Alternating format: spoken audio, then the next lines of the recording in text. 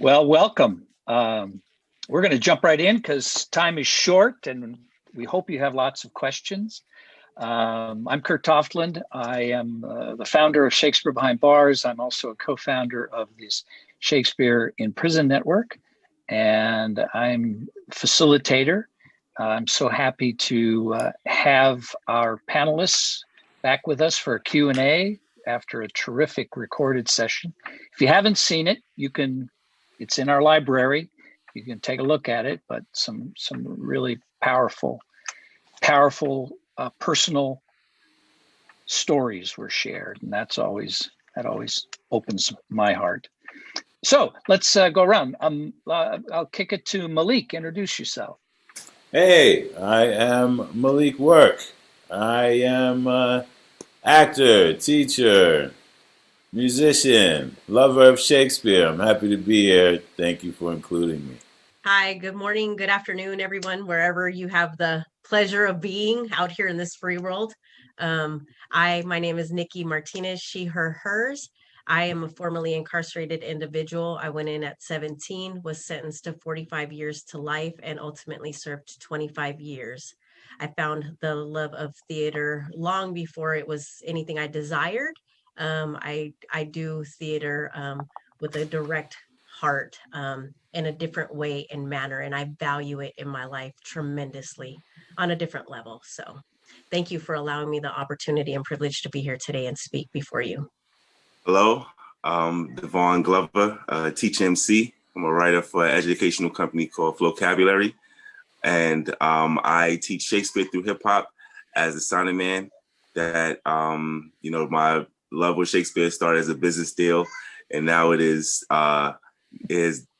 brought me to the world of theater education and curriculum writing and acting, directing, and all the fun things that come with fine arts and education. So I'm happy to be a part of working with Shakespeare Behind Bars and working with these wonderful scholars in this conference. Thank you for having me. Thank you. We're hoping that Maddie will be able to get to us before the hour's out, but she's right now at the University of Michigan teaching workshops. So cross your fingers, she'll be able to pop in at the end. I come to you from Western Michigan. I'm on the land of the ancients, Potawatomi, the Ottawa, and the Peoria. If you want to put your ancestor heritage up where you are in the chat, please feel free to do that. I want to kick it off or open it right up with the question to our three panelists. Any thoughts post the talk, the conversation that we had? Anything pop into your head that you thought more deeply about your relationship with Shakespeare, the good, the bad, the ugly? If not, does somebody have a question that you can also put your questions in the chat, and Mel and Scott will be watching that. I'm a big fan of hearing everybody's background on how they connected with Shakespeare, to see how unique it was. I remember when I began working with theater groups, and I always thought of myself as an outcast when you hear everybody's solo story of how they, got into this work.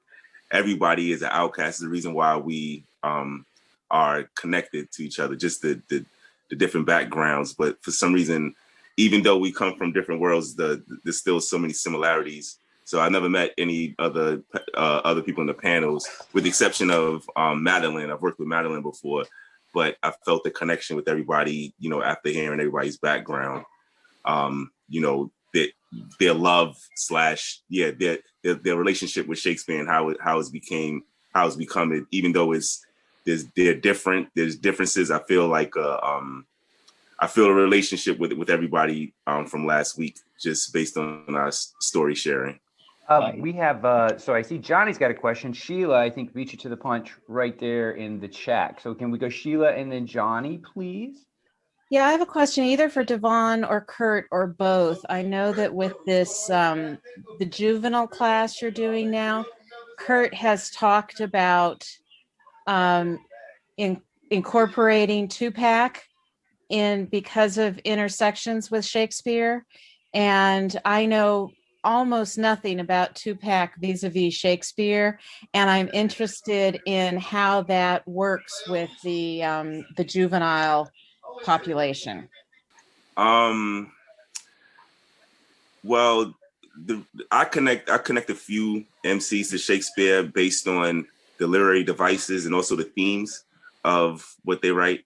And Shakespeare wrote a lot of odes, a lot of pieces that were dedicated to especially people in his life.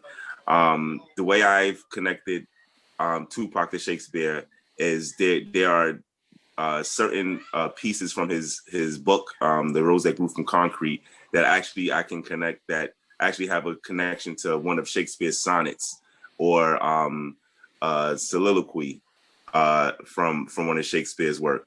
And even though it doesn't work for all, I've noticed when students read Shakespeare, and when students read Tupac, they seem to try to read between the lines without me even having to prompt them to do it. And that's the same thing we're trying to do with Shakespeare. So when I was able to show the similarities between Tupac and Shakespeare and showing that they're one and the same as artists, when I present students with a Shakespearean piece after showing the comparisons, the students are more open to breaking down Shakespeare, picking up at the source without me having to even ask them to do it. And it's based on that connection. And also there were, his poetry book, there's so many different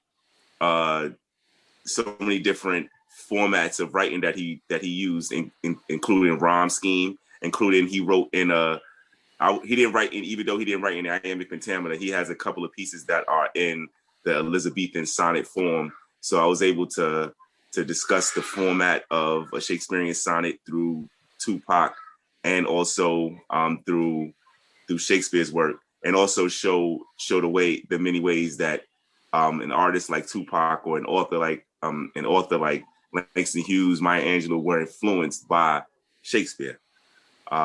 So the connection is for me to connect Shakespeare to hip hop. I can choose many rappers, many authors, but Tupac, who was, if I had to say a rapper that wears his heart on his sleeve, he would be the picture of that idiom. And that is something that I try to show from, that's what Shakespeare was presenting in his sonnets also. So that was the easy way of, to me, he's the easiest artist to connect to students that have a love for hip hop to Shakespeare. And it's sort of like offering them a sucker, right? And that's their own work, right? You offer them a sucker, but then you show them how in their own work, oh, look over here. Oh, look at that. Okay. So they get connected to Tupac and then to Shakespeare. And really these young men are amazing, prolific writers. They're so fast. What we're trying to do is to enhance what it is that they're doing and take it to a deeper level and think about rewriting it and reconnecting it. And and being inspired by something else. They're already inspired. They're just pouring this stuff out. So it's to look for other inspiration. And that's when we're in master classes right now. And that's when the work really deepens and has more longevity to it. Devon is always saying, don't lose that. Hold on to that. Save that. You're going to use that someday, right? Don't ever throw any of your work away. But then he's constantly challenging them, asking them questions, which takes them in a different way. Malik, you had something. Oh, I wanted to affirm everything Devon was saying. He said something amazing at the end that I couldn't have articulated so perfectly myself, that Tupac wore his heart on his sleeve. I was going to start at some very basic levels, that they were both writers and actors, and they both primarily expressed themselves in verse, but also that Tupac was very familiar as a person and as a storyteller with high stakes. and he always put everything into everything that he did. And I would say his life turned out to be very Shakespearean in the scope of things that he was able to accomplish at such a young age. But also he was drawn to drama. Yeah. Yeah. And he also predicted his early death in. Yes, he did, over and over. Yeah. He didn't One think more he was thing. going to I'm sorry. live that long, so he burnt very brightly, very, very bright. And he was just a huge fan of Shakespeare, and he always said it. He met Shakespeare in high school, and he just talked so much about how much Shakespeare had to do with his artistic development as a performer and as a storyteller. Yeah, and the other thing is, I don't know if this is apocryphal or not, but they say that he carried a collection of Shakespeare with him wherever he went. He always had it with him when he was on tour, and he was reading it and stuff too. Devon. Oh no! Another thing, I know there was a time where, Shakespeare was being censored, or his work didn't happen overnight. Like his pieces didn't happen overnight because of the work that he was sharing, and that's the same thing with Tupac. And everybody knows about his background and his parents' background.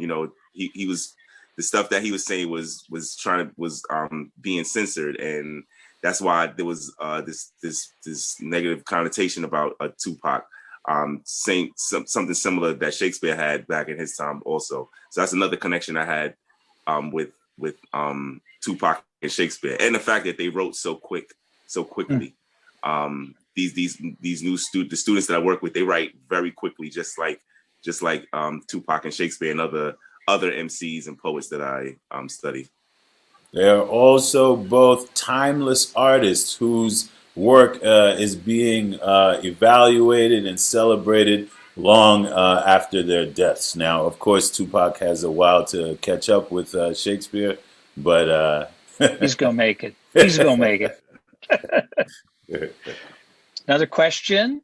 Yeah, Devon, something you said about outcasts triggered a thought in me, and that is that just as a thought experiment, I don't know why I did this, but I wondered about outcasts in the play King Lear, and as I thought about it, I realized that almost every character in the play becomes an outcast during the course of the play.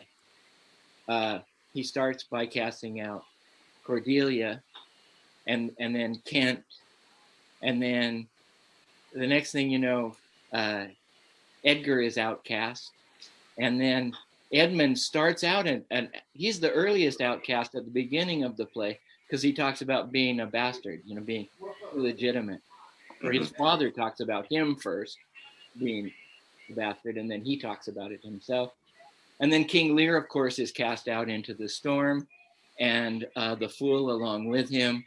And by the time the play is, and Gloucester also cast out of his house, loses his eyesight, and that really poignant scene with the old Lear and the old Gloucester, the blind and the madman, face to face on the heath. Mm-hmm. Anyway, Shakespeare obviously knew something about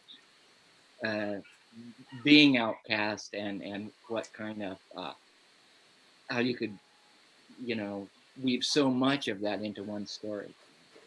And even in his comedies and histories, there was always somebody being exiled, or there always was an outcast. And even in his tragedies and histories, there's always somebody being casted out, or they're being exiled for some reason. And I think that could have been a symbol, to his background also. You're right. Well, and just also Regan and Goneril, they have been cast out from his love before the play even starts. Cordelia is his favorite. They both know that. And if the two sisters know that their third sister is more loved by their father than they are, that twisted him. Absolutely right. Thank you for sharing that. Yeah. I think that Shakespeare was just found more interest in the margins. I think that that's what I know that the guys that I work with pick up on that right away, almost immediately. They fall in love with the stories that he's telling because they look in the mirror and there they are, and he gives such strong voice to them, truthful voice. Somebody else? Oh, Malik. I just wanted to chime in again and affirm again, talking about outcasts.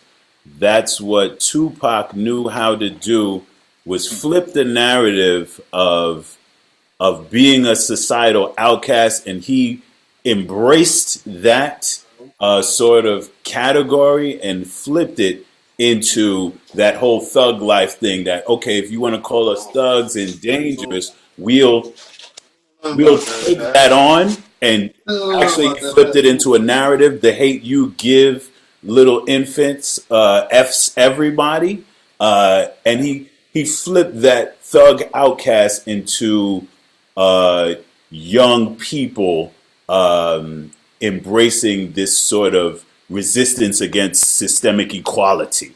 That's why that they were outcasts, not some sort of that they were villains, but they and Shakespeare's always flipping between the villains and the good guys, and Tupac quintessentially flipped that villain into the good guys paradigm. Yeah, thank you, Malik. Looks like JoJo's got a question in the go ahead, chat. JoJo.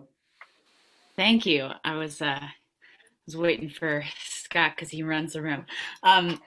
Thank you guys for being here. I really loved watching your pre-recorded session. Something that stood out to me was the idea of kind of like using Shakespeare to like give you a little more cred, and like how, and I think there was another session where like, Shakespeare always seems to be like respected or whatever. And I would just love to hear you all talk about that a little more if it applies to you, because it sounds like you all are like, artists doing interesting things, and I'm kind of noticing that in the world, not everybody's interested in interesting art.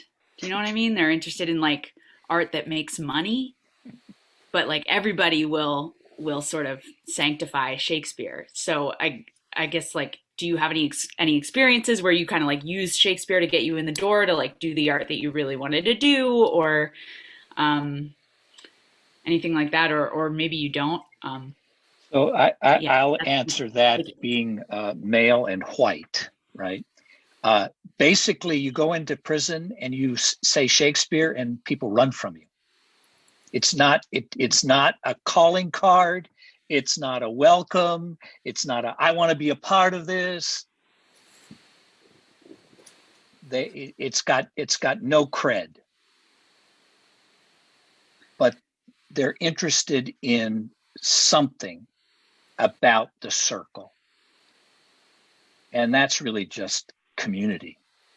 It's a community, and our community happens to put Shakespeare in the middle, and we interrogate it. So that's never gotten me anywhere. I always have guys that show up, but they're not showing up for the reasons that some people might think about Shakespeare. Malik? Well, Shakespeare to me is in respect to what you're saying, yes, it will get you in the door. It gets you in the door because it's this writer, it's this group of plays, it's this canon of work that we are all familiar with in Western civilization. So it's a playing field that we all probably have had access. So I think it's a great uniter. We all had some, interaction with it. And there's so much wisdom and so many gems that come from it. You can find Shakespeare, a Shakespearean quote to connect to almost any aspect of life. And so in that way, it's been a uniter. And yes, it'll get you through the doors. People may run from it in the prison, but at the public school system, those they open up, at least the teachers and the administration. They're like, oh, yes, come in. We want to hear, how you're going to enrich culture. It's Shakespeare is almost synonymous with culture, with art culture. And yeah. Yeah, the crazy part and the little difference with me is, of course, I'm not a Shakespearean. I haven't been doing this my whole life, unfortunately. The one thing I can say though is, like, even with theater, so I was with the Actors Gang while I was on the inside. That was the first theater program that came into the largest women's prison in the world. And we didn't do necessarily specifically Shakespeare, but just theater going inside in it and of itself is challenging. So I see what Miss Kate Powers Cusio said, like getting the people on board to do excited about Shakespeare, any type of environment that where you're ultimately looking around and it's all about survival, any kind of, letting your guard down and being vulnerable and allowing yourself a sense of play and a sense of presence it's going to be ultimately be a challenge until you create that ensemble and make it a safe space, until they feel safe. Is what I've noticed even doing the Actors Gang on the inside, but it's definitely a way to create, we had a conversation earlier today, and there's the hierarchy of just crimes in it and of itself when you're inside of an institution, and how ultimately when you get in a space and you become vulnerable and you allow yourself a sense of play and confidentiality, and what goes on in that circle stays in that circle, it just opens up the door and exercises the human being to just be that, the human being in this space, in this time, and in this moment, to cultivate something that they ultimately don't have the opportunity to tap into anywhere else.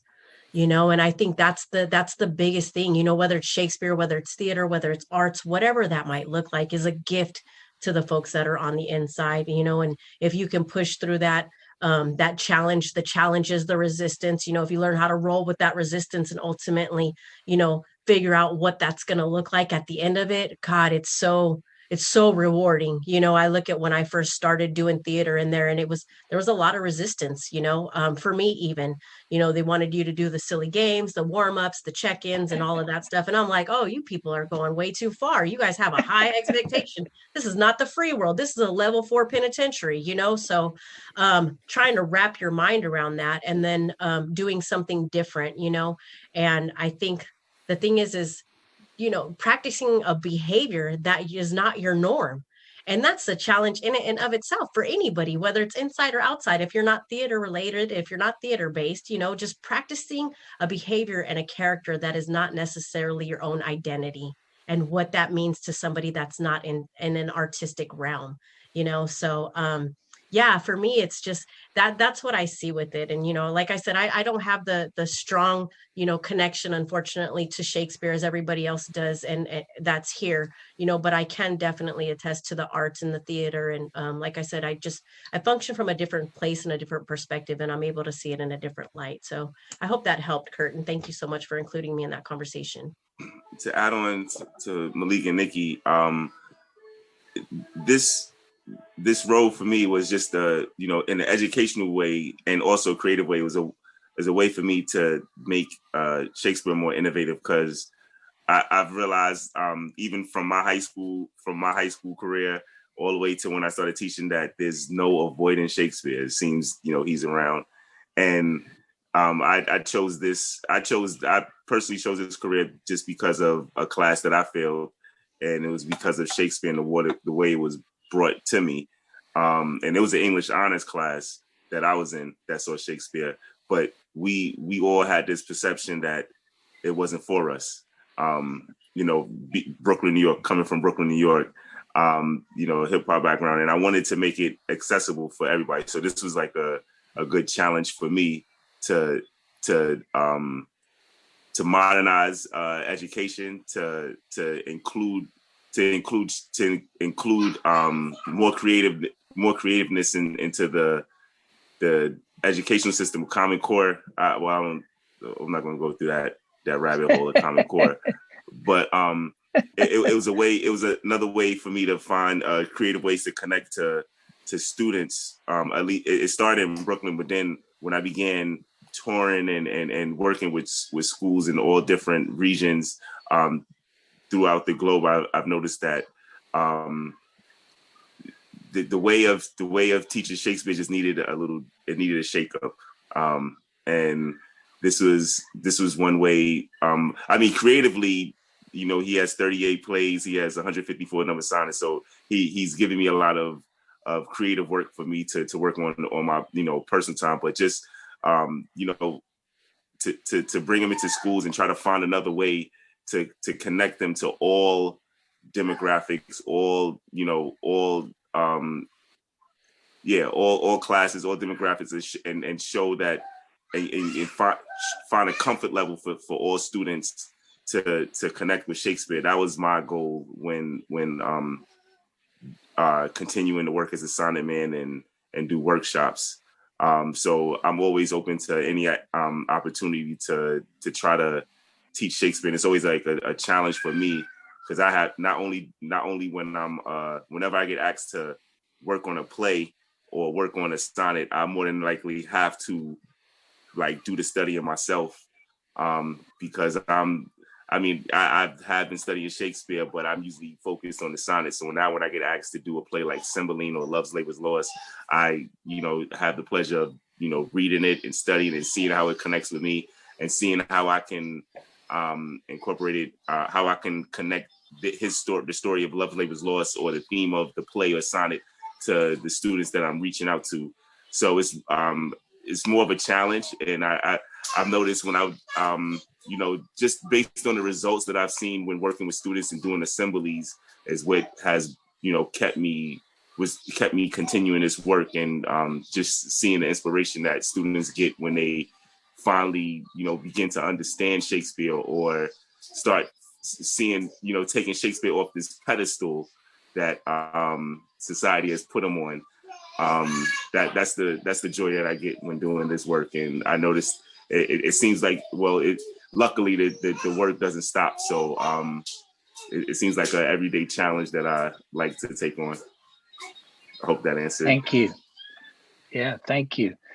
Derek, you've got a question. Yeah, I was just going to a big question.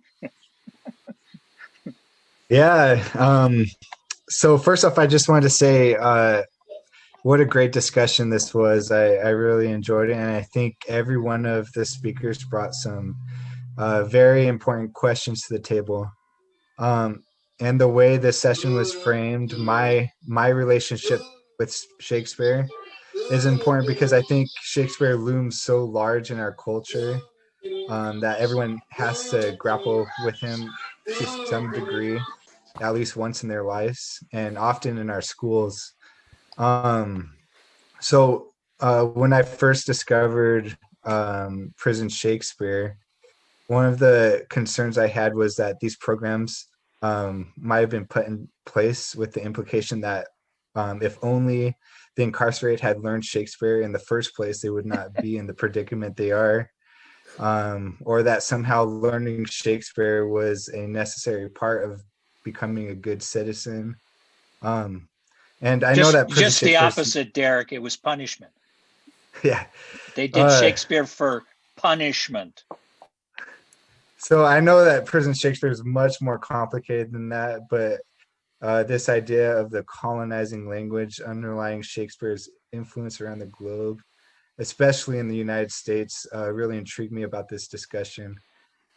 So I want to ask the following questions. First, do you believe Prison Shakespeare programs have any manifestations of colonizing culture?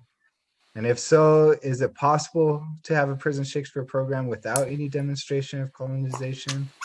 And then finally, if yes, how would or does this look like in practice? If no, what practices best mitigate the colonizing influences of both Shakespeare and our current institutions of punishment? For our sorry, that's a circle, lot to grapple with. well, for our circle, we just acknowledge the colonization. We acknowledge that Shakespeare was used as a weapon, right? And then there's the question, well, then what? Well, then what? And when in the Shakespeare Behind Bars circle, the men cast themselves, the men play the women's roles. We're already doing stuff that's flipping stuff over. And when we encounter any of the triggering moments that exist in Shakespeare, racism, prejudice, violence against women and girls, patriarchy, misogyny, appropriation, stereotypes, or anything hurtful, when we encounter it, we interrogate that moment, we interrogate that language. And then we decide as a collective how we're going to live that controversial moment in performance. So we acknowledge that it's there. And then it's about unpacking it. That's the process of Shakespeare Behind Bars. And Malik. to add on, sorry. No, Devon, go ahead, please. Oh, yeah, to add on, since this year, while working with the IYC for Shakespeare Behind Bars, since we were just writing, whenever we, came across a situation similar, because we're usually doing, when we breaking down a Shakespearean piece or a piece from Tupac, we discuss what the theme is about and if they agree with it or disagree with it. Like, for instance, we did, we broke down one of Shakespeare's sonnets, Sonnet 66, where the Sonnet 66, he's mentioned about all the social injustices that are happening in his time. So once the students, began defining what Shakespeare was talking about, we would discuss, are these still happening today? Are these, could he have written this yesterday? And, some students agreed with it, with most of it. Some students thought they would add on to it. And that was the way that we was able to connect students to Shakespeare's world, just showing that, everything he wrote was not, I don't want to say everything he wrote, but the stuff that we're breaking down, we're based on real life situations. It's not just this folklore that, this myth that everybody's, everybody has this myth about Shakespeare, but he actually was talking about everyday life. There's actually like a timeline to his plays, and there's a timeline to these personal sonnets also.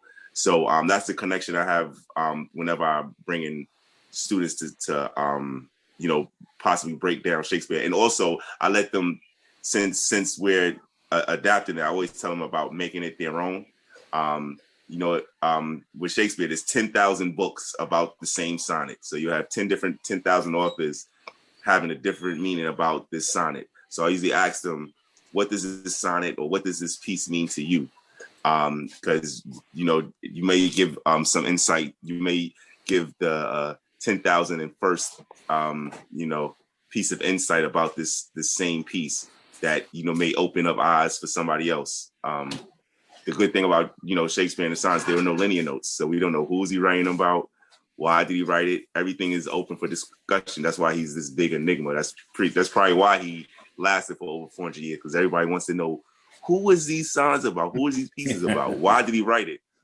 So it helps once I, able to share this with these young students, they're more open to breaking it down and telling us their opinion and writing a remix or a response to Shakespeare's piece. Thank you, Devon. Malik? Yes, Derek, if you don't mind, can I ask you to articulate, you had these wonderfully articulated questions at the end of your spiel. I have a feeling you still have those. Derek? Yes. I'll say them again, and then I can post them in the chat again if you guys want. But my first question was, do you believe prison Shakespeare programs have any manifestations of colonizing culture? And then if so, yes. Is it possible to have a prison Shakespeare program without any demonstrations of colonization? And then if yes, how would or does this look like in practice? And if no, what practices best mitigate the colonizing influences of both Shakespeare and our current institutions of punishment? Okay, well, thank you for doing that. I just because you said it well. Yes, it can bring in colonizing culture, but not just because it is Shakespeare. Anything that's going to bring in everything can bring in colonizing culture because we live in a colonizing culture. So in terms of going into the prison, it's who and how you're presenting whatever it is, and it's your awareness that you come to it. And that's the cool thing with Shakespeare. We talked about earlier, it opens doors, but it's also theater.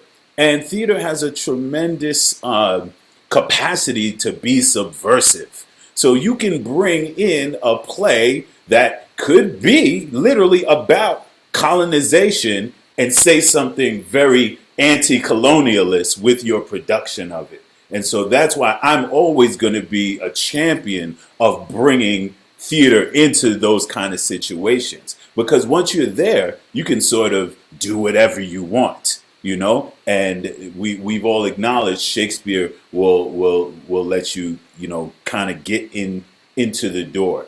Now, what I like to do is to bring Shakespeare and hip hop together because Shakespeare gets a tremendous amount of buy-in from some people. Almost everybody else that won't get that buy-in, you're going to get that buy-in from hip hop. So to bring those two worlds together is a proof of the universality, if you will, of life and art and writing and theater and storytelling. Because going back to our last conversation, when I first looked at Shakespeare on the page, all I saw was hip hop. I saw what I was doing in my little journal, the things laid out on the page, the rhythmic speech, the storytelling. I could ask myself, if I was doing hip hop, what would I do differently? And probably not a lot. I'd be playing with language. I'd be trying to say deep shit here and there. I'd be trying, you know, save my best things for the last two and punch them before, you know, my lines are over or whatever. You have a tremendous ability to do what you want once you're playing in both worlds, because they involve language, as Devon was saying, the interpreting and the reinterpreting of language, intention, and all of that we kind of owe to the power of theater. Niki, any connection to, doesn't have to be Shakespeare, but you've participated in arts in corrections. Any thoughts about Derek's questions about colonization? I think the one thing I want to say is I just wish Maddie was here. I feel like Maddie would just thoroughly enjoy, appreciate, and just divulge her soul in answering these questions right here. No, I don't really have anything that I want to add. I feel like Devon and Malik just kind of summed everything up in the best way as far as related to theater goes. So I can't hold a candle to that, but thank you for including me in this conversation. Derek, did we get at anything in your questions, Derek? Did we chip anything in? Yeah, in the responses? One of the things I found was interesting is kind of appropriating Shakespeare and making it your own, and it's something that Malik alluded to in the original conversation. He talked about Martin Luther King Jr.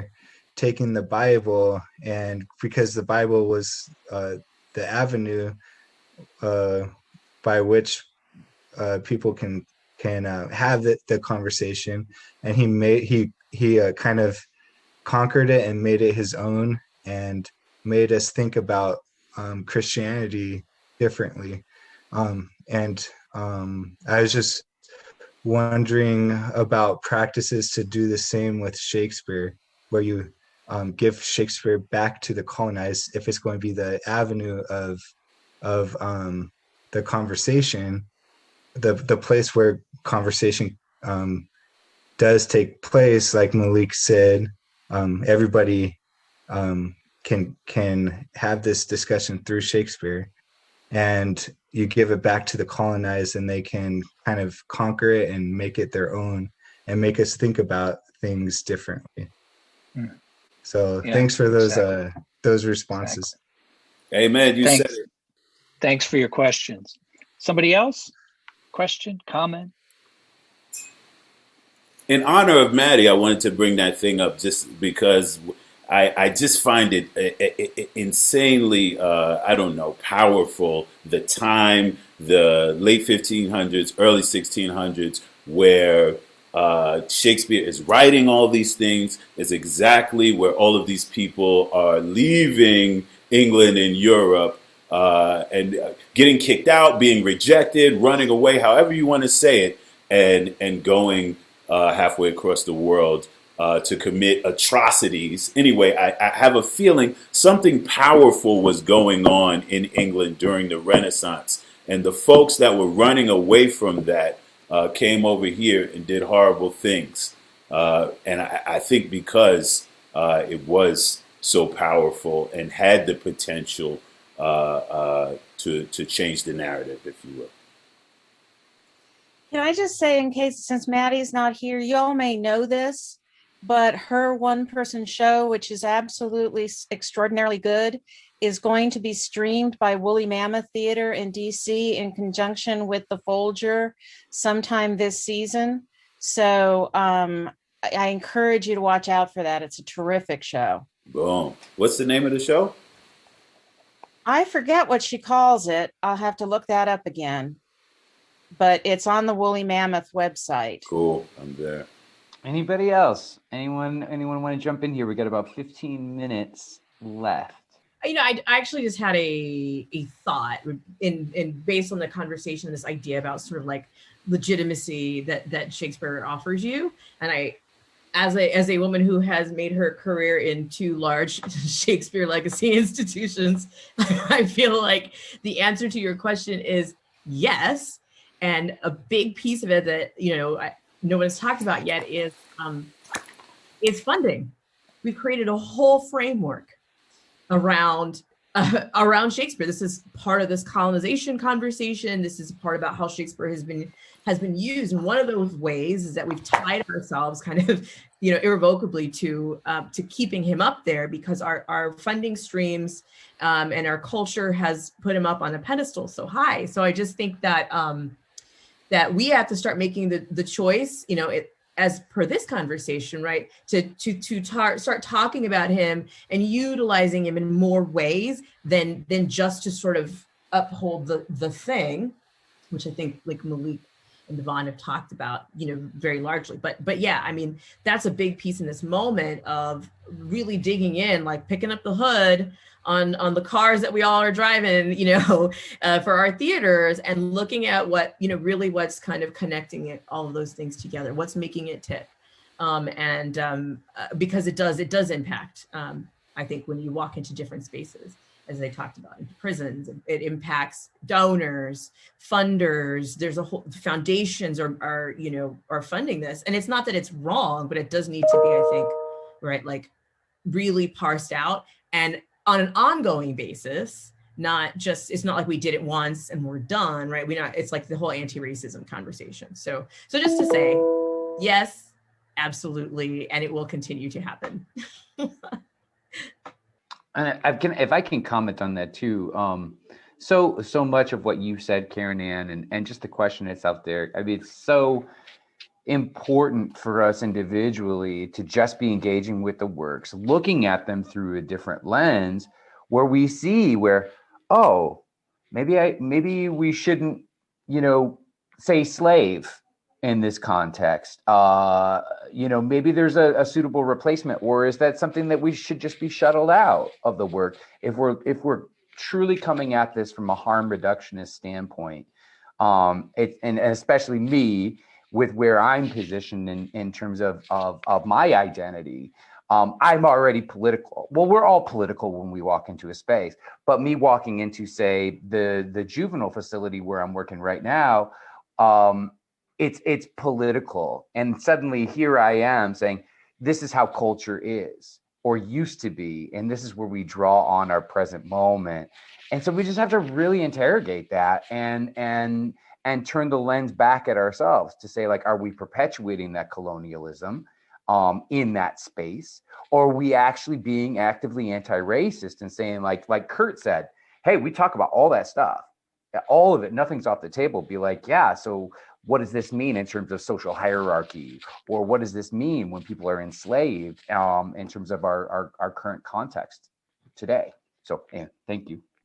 Yeah, I just want to kind of touch back on what Scott was just saying also, because, you know, we were in something today, and it was, you know, posing the question of harm reduction. Is there a possibility, and is there a way that we can eliminate, even if it's just this one word that ultimately is going to create the same dynamic? It's never going to take away from the theater. It's never going to take away from the role or the thing that is being said right here, right now, and in this space, right?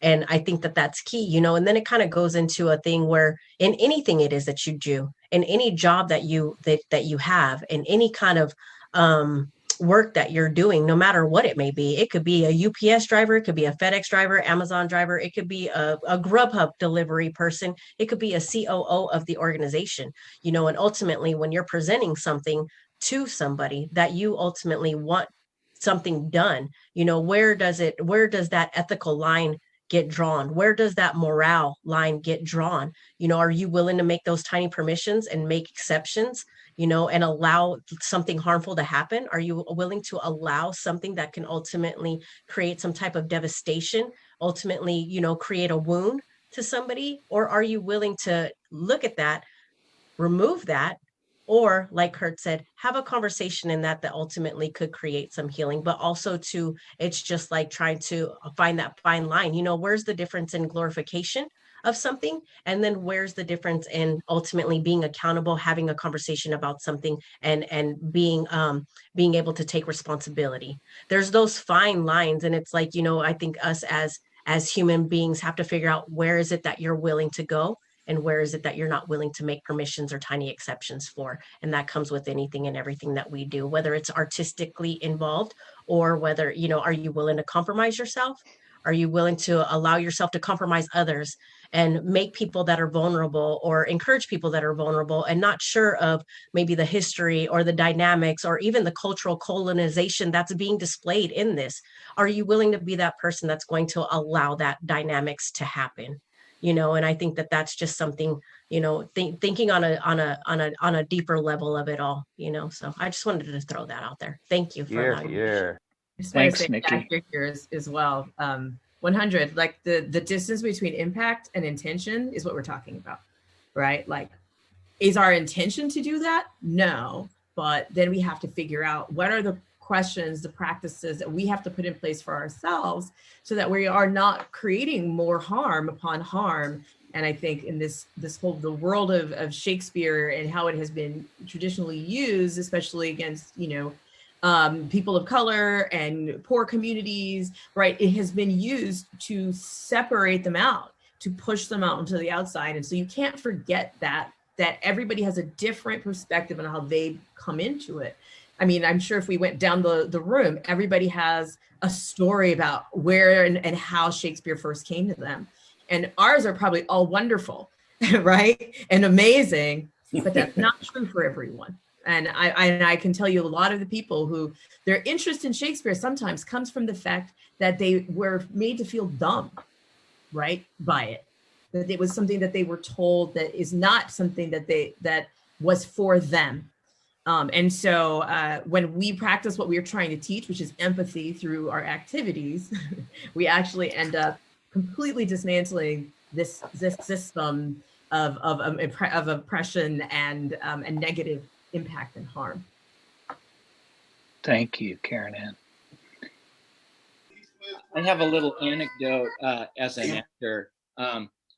When I was 26, I had a CETA grant as an individual performing artist, and I decided to do a solo version of King Lear, where I played all the parts, and it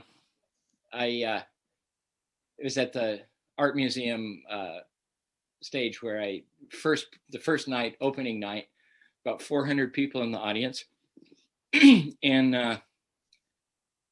I've really worked up a sweat, like 2 hours of King Lear, and get right to the end, and I'm King Lear, bending over the imaginary body of Cordelia, and I said, her voice was ever gentle, soft, and low, an excellent thing in woman. And I heard somebody in the audience. I had the audience, like right where I wanted them. I heard someone in the audience go, "Sss." Somebody didn't like that line about an excellent thing in woman. And I carried on to the end, and in the subsequent performances, I just left out that little phrase, and because I didn't want to undercut the dramatic power of that moment of the father over the body of his dead child, saying her voice was ever gentle, soft, and low. That's okay, but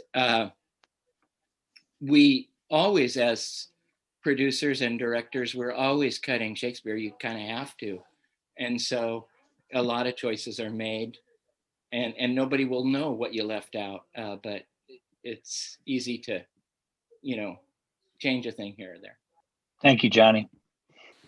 Hey, I realized I'm not sure if I clarified when I said I was honoring Maddie. It was just a conversation we had in the last video. So anybody who didn't see that video, she chimed in, and when we started talking about Puritans and blah, blah, blah. So I wanted to make sure that was clear.